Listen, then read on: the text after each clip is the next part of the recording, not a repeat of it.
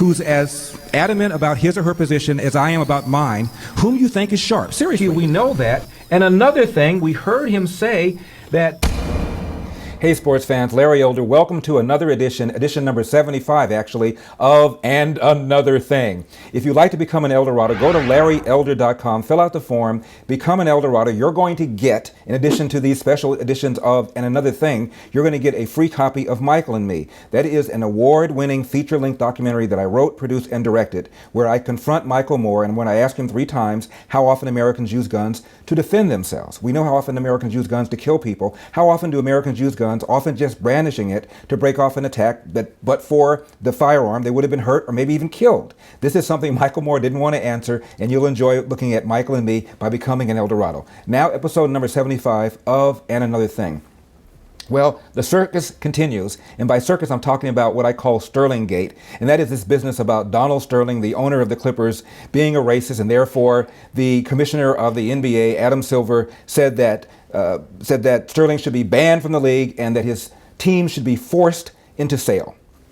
Now, as you know, what happened is that TMZ, the tabloidy website, broke the story that apparently Donald Sterling's girlfriend taped him without his knowledge, and he said a bunch of stupid things on the tape. And the thing that apparently has gotten most people upset is that he said, "I don't want you bringing black people to the games."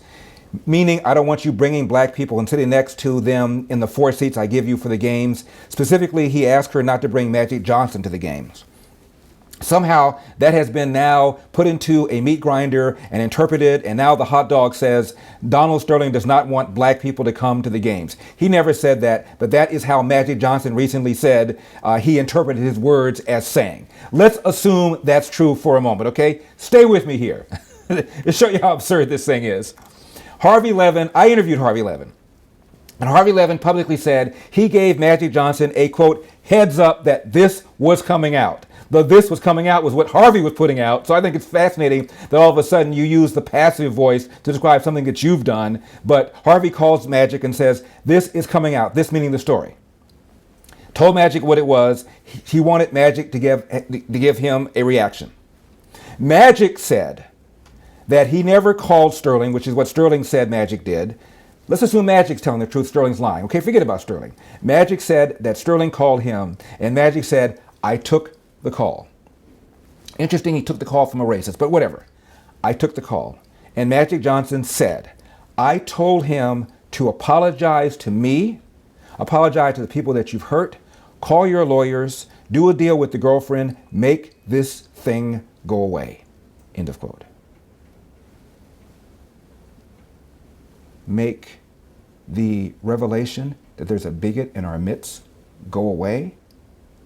Make the revelation that I discovered that there is a racist in the NBA go away? Why would Magic Johnson, a self-described leader of the black community, advise a racist to basically conceal your evidence, do a deal, don't let the world know that you're this big of a bigot? What? And Magic Johnson has been praised for how he's handled this, that he's been above the fray.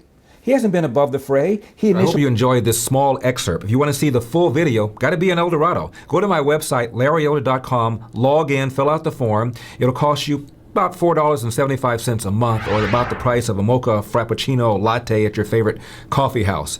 As you can tell, I don't like coffee. I'm a tea drinker. See you next time.